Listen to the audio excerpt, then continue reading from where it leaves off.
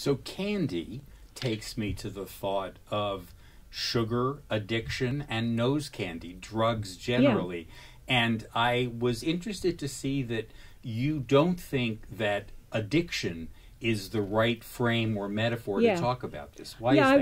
I really, because I think that once you're talking about addiction, you're into a kind of, I can't help it, we can't help it, it's too late, we're not.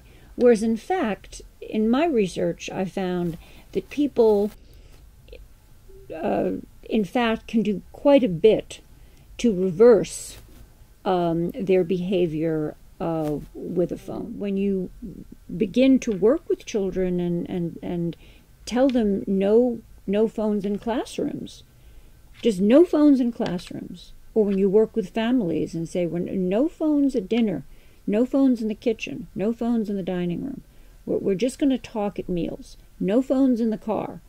After the bad time, in fact, there's a sort of relief, and people can do that, without going through a detox. And conversation does kind of come back, and we are built to be empathic creatures. We are built to enjoy each other's company. So I think that it is not that I don't see the analogies to addiction and everything that's going on here, and the people who are writing about this with words like irresistible and pointing out the ways in which the people who are designing this technology are designing it according to the playbook of an addictive gambling casino. I know that research, I understand all of that. But in terms of what to do next, I think it's a metaphor that's holding us back, because it's kind of frightens people, and you really can do the 5 simple things in your family and your life before you have to think of digital detox.